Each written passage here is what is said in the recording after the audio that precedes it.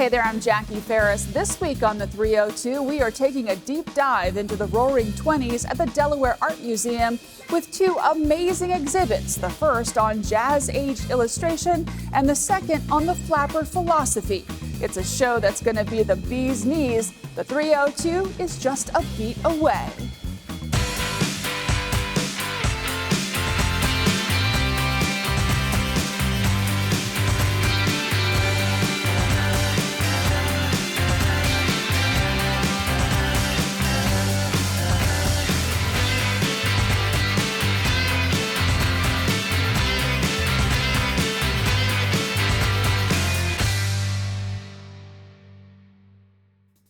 The 1920s, also known as the Roaring 20s, has captivated so many people. We are at the Delaware Art Museum to talk about two exhibits that showcase that phenomenon. I'm joined now by Heather Campbell-Coyle to talk a little bit about the first exhibit called Jazz Age Illustration. Heather, thank you so much for joining us. Great to see you, Jackie. So let's talk a little bit about just the scope of this exhibit. It really is amazing. So Jazz Age illustration is looking at illustrated materials. So materials that were made by paintings and drawings primarily, that were made for publication in books, in magazines, but also in greeting cards or as comics. So a broad range of visual culture, and it covers 1919 to 1942. We are taking a broad look at what we're calling the Jazz Age in American illustration. Now, one of the images that has been used in some of your social media is of this very glamorous woman, and it's for a product that you don't actually see in the frame. Tell me about that. Right, so advertising is so important to the growth of illustration during this period because advertisements were actually what was funding magazines to become larger and more illustrated, but remain cheap so many people could have more than one of them subscribed to in their household each month. This is a period where magazine circulation goes up to 3 million people, 3 million households. So huge circulation due to these ads. So advertising is really important. The advertisement that you're talking about is by the then famous artist Nessa McMean, who most people haven't heard of today, but at the time she was hugely famous. She was a friend of Dorothy Parker. She was hanging out around the round table at the Algonquin Hotel. She was glamorous and she was a very successful illustrator. So her image shows a woman in a very beautiful dress and a stylish necklace, but it doesn't show any product. This isn't an advertisement for a dress. It's actually an ad for silverware. It's what we think of today as lifestyle advertising, which was kind of a new thing then, which was link the product to somebody who people would aspire to be, a woman who is stylish and elegant. And then, of course, you want to come to her party. You want to see what kind of silverware she has. And then, interestingly, right below the picture in the advertisement as published was actually the illustrator's name. It said, drawn by Nessa McMean. So they were also capitalizing on the illustrator's fame in order to sell their products. Now, on the flip side, for the gentleman, as part of when you walk in and you see the title, there's a gentleman very smartly dressed. I mean, he could probably wear that suit today, and that really speaks to folks when they walk in. Absolutely. So this is the work of J.C. Leyendecker, who is one of the most famous illustrators of the Jazz Age. He is kind of helping to define aspirational masculinity in this period. So what do men want to look like? So smart suits, sharp clothes, sharp jawlines, and his ads are both aspirational, but also they're showing the product really well. You get a sense of how stylish that suit is. Now tell me about the green doors. That really is a really beautiful painting. Yes, so we have this wonderful illustration that was made as a book jacket cover. In the 1920s, it was a new thing to illustrate the jackets of books. Before that, they had been plain paper just to protect the binding, but they became another space for advertising. And so the door of the double dragon is this beautiful illustration for a book cover. Unfortunately, the book isn't nearly as good as the cover is, but it's a really striking picture. Now, I know in a lot of these images, it's just to show the glamour, to sell the product, but in some cases, they actually tell a story, like the two gentlemen and the woman on what looks like a mountain pass. Sure. So in this period, there is a lot of interest in contemporary romances, in stories that are unfolding in the present and that are showing the romance between men and women. There was a lot of concern in this period about the youth and their new freedoms that they were experiencing, the flappers and the young college men. So not surprisingly, there's a lot of romance imagery, like this one where you see the city slicker in his coat and then the rugged local. And the woman is kind of off to the side looking at them as they argue. It's not surprising that she'll end up with that rugged local. Absolutely. Now, as part of any visit to the Delaware Art Museum, there's something about Howard Pyle, and that's also included in this exhibit. Yes, so Howard Pyle, of course, was the reason this museum was founded. After his death in 1912, we were founded, and founded in part by his students. So we have wonderful work by them throughout our collection. And it happens that some of his students, like N.C. Wyeth and Frank Schoonover, were really at the height of their careers during the Jazz Age. So we have great representations of their illustrations for books and magazines. And we can't really talk about the Jazz Age without talking about the Art Deco movement. And you have that so beautifully in a series of posters.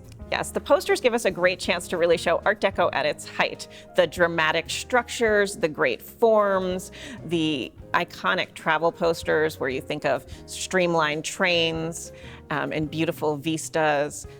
And of course, all these posters have wonderful fonts as well. I love all the lettering on those posters, very Art Deco. It really is what people think of when they think of the 20s, you know, the glamorous women and the triangular shapes, and you kind of have something from each, I guess, category that fits into Art Deco in these posters. Yes, we do have some fashion work, we have some travel work, and we have some wonderful World's Fair pictures as well. Now, one thing that we are going to talk about next is the Harlem Renaissance, so stay with us.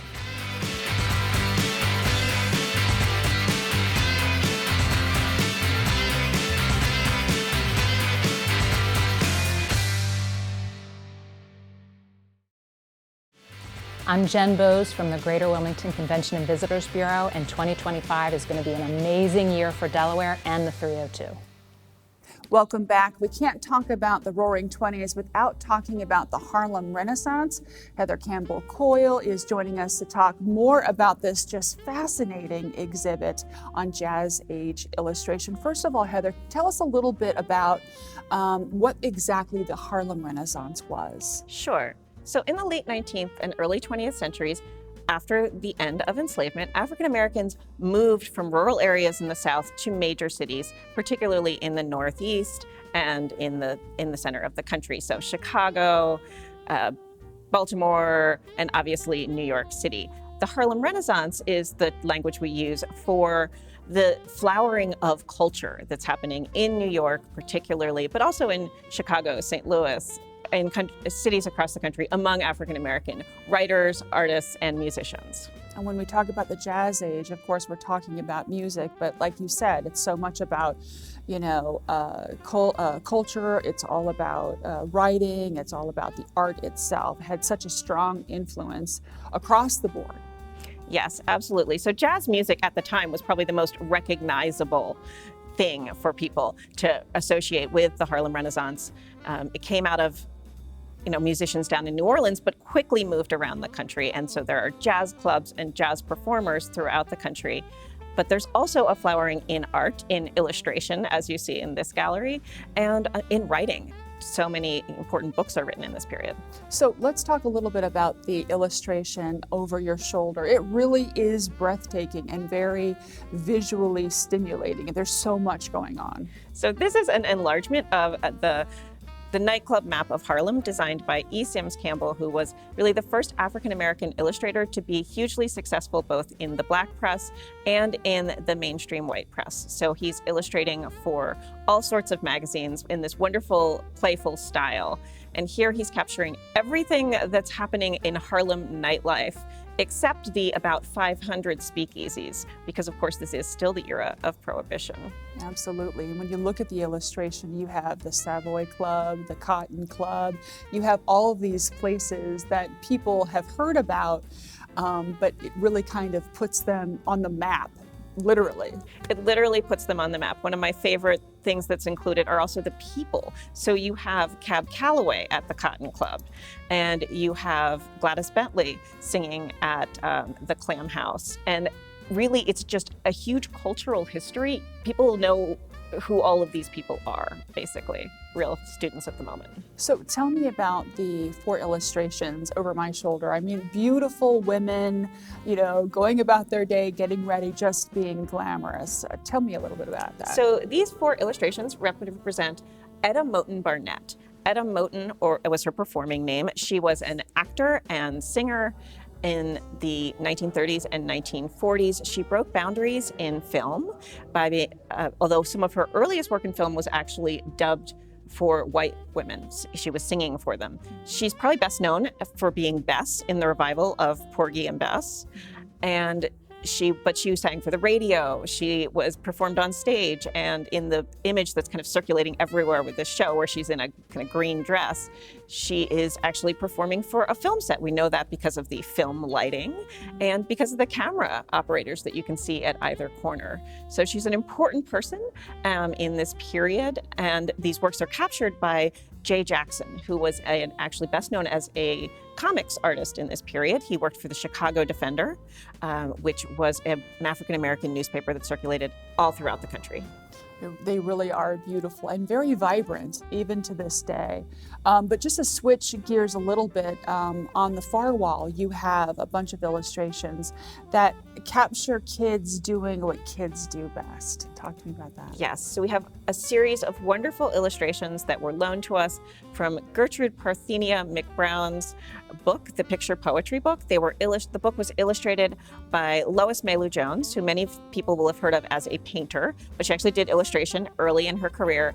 And the book is published by Associated Publishers, which is run by Carter Woodson. And Woodson understood the importance of African-American children being able to see themselves in the books they were reading, which wasn't always possible in this period. So he used his press to publish books like this with images of Black children and just doing everyday things, playing make-believe, playing dress-up. But also the book includes images of fairies and mythological creatures, also with dark skin. Yeah, my favorite are the kids on the sled. They're so excited, and you can see it on their faces. I wanted to, before we go upstairs and check out the Flapper exhibit, I wanted to ask you about the 2 distinguished gentlemen that you have portraits of in the gallery. So this is one of the most exciting loans in the exhibition. These 2 portraits were drawn by Weinhold Rice, who is a actually white German illustrator, but who was very much a part of the Harlem Renaissance. And these are portraits of W.E.B. Du Bois and Alain Locke, who were part of the real intellectual center and publishing center of the Harlem Renaissance. So Du Bois is publishing, magazines, they're publishing books. Alain Locke is the editor and one of the main authors of The New Negro, which is an incredibly important book for getting the ideas of the Harlem Renaissance to circulate throughout the country. And you have some of those books in a case so folks can see just the variety of topics and what was going on at the time. The variety of topics and the variety of styles. I think that's one of the real things to come out of this exhibition, particularly here in the Harlem Ren area. Well, it's definitely a very interesting exhibit that you want to come and check out. But now we're going to go upstairs and check out an exhibit called The Flapper Philosophy. Stay with us.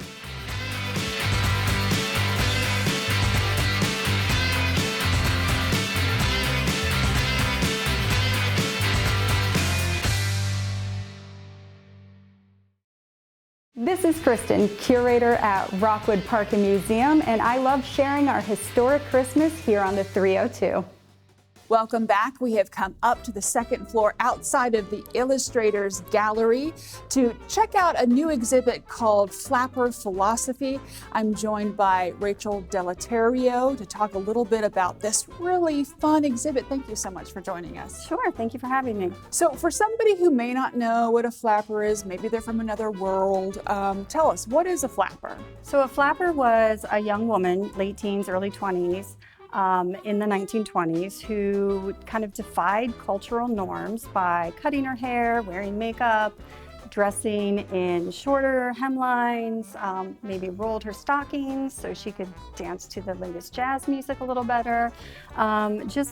She might have smoked in public, drank in public, dancing in public. So she was really on the edge of societal norms at the time. And this was really a very popular movement for young women coming out of World War I, and everything was just changing. And Yes. yeah, so, and you have a really amazing collection that kind of highlights this. I want to start with the little illustration cards. Tell me about those. Yes, so those were little cartoons that would appear every week in the newspaper by Ethel Hayes. So they were called Flapper Fanny Says, and they were just little vignettes or little witticisms, pieces of advice that kind of highlighted the flapper lifestyle. And there was a Flapper magazine? There was a Flapper magazine. It was very short-lived. It started in 1922, and it included articles and advice articles, romantic advice, maybe fashion advice. Some articles touched on the challenges that women were facing in the 1920s, like maybe wearing a swimming costume that was a little too scanty because it showed your knees. So there were women being arrested for that, women being arrested for smoking in public. So it really highlighted the issues that the women were facing, but also just really embodied the flapper lifestyle. And you have images of women getting arrested for their bathing costumes, which are very modest by today's standards. Speaking of magazines, I mean, Life magazine also talked at length about the cultural phenomenon of flappers, right? Yes. One artist in particular, John Hill Jr., really gave America the image of the flapper. He would draw these very angular, slender young women, and they would be maybe doing something funny, like one called The Sweet Girl Graduate. She had obviously just graduated, and she is lighting her cigarette with her diploma. There's another one called The Long and Short of It, where a girl is getting her long hair cut into a bob, which was really kind of the quintessential step you needed to take to become a flapper. Now, when we're talking about literature, there are a number of books that you have on display that people can get kind of a sampling of what flappers were reading and what was being read or written about flappers, right? Yes. One that probably everyone has heard of is called Gentlemen Prefer Blondes. It was actually the second best-selling book of 1926. It was made into 3 different movies, one of which starred Marilyn Monroe in the 1950s. Mr. Franklin, aren't you? Are you enjoying your trip? Oh. How many times have you crossed? This is my Don't you feel alone out on a big ocean? Well, I just adore conversation, don't you? And it was so popular that it inspired imitators and even a satire called Blondes Prefer Gentlemen. You have those two side by side, but there is one book that you have actually read that you recommend to our viewers to check out? Yes, it is called Our Dancing Daughters. And what is unique about this book is it was a film first called Our Dancing Daughters, starring Joan Crawford in one of her very first roles. And the film was so popular that a book was written based on the film, and it includes photographs from the film in the book as illustrations. So it's kind of the reverse. They do that a lot these days now. Absolutely. One of the really cool pieces is The Jazz Bride. Tell me about that. Yes, so that is another book film tie-in. The book was called The Flapper Wife, and it's actually the story of a woman who gets married very young. She was kind of spoiled, and her husband basically goes broke trying to maintain her flapper lifestyle. And in the end, she realizes that what she really wants is just to have a family and a nice home. So she gives up her flapper lifestyle for her husband, but it takes her a long time to get to that. Sure. And on this opposite wall, there are a lot of advertisements. It just really seems like, so many different slices, of the flapper lifestyle and the way it was used to sell a product or music for that matter. Yes, the flapper image really permeated print culture in the 1920s, and it was used to sell even sheet music, even if the song had nothing to do with flappers per se. So we have some really fun examples here on the wall, my favorite of which is a flapper pirate, which How does that work out? Yeah, it's amazing. I'm gonna Charleston back to Charleston. I don't know what that's all about, but it's cool. The illustrations are amazing. I mean, and really colorful for the time. Definitely. There's also a digital companion to this? Yes, there is an online exhibition that relates to flapper philosophy. And how do we check that out? That's on the museum's webpage, delart.org, and if you click on collections and go to the library page, it'll be there under library exhibitions. Fantastic and very fascinating. Thank you so much, Rachel, for Thank joining you. us. And we'll be right back.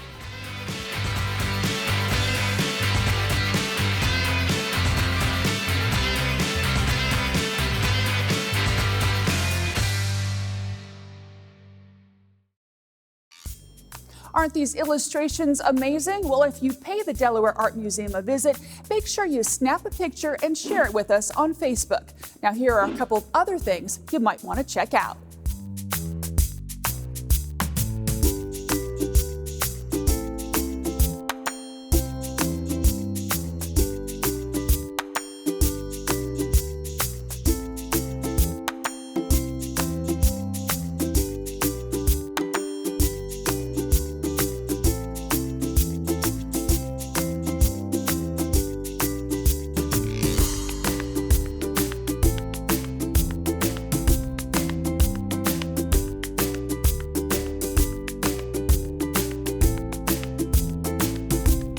For more information on this exhibit or any of the amazing exhibits at the Delaware Art Museum, visit delart.org. That'll do it for this week's episode of The 302. Make sure you follow us on Facebook to get behind-the-scenes content you're just not going to get anywhere else. We're going to leave you now with shots of the Brandywine River. Until next time, I'm Jackie Ferris. Tell them you saw it on The 302.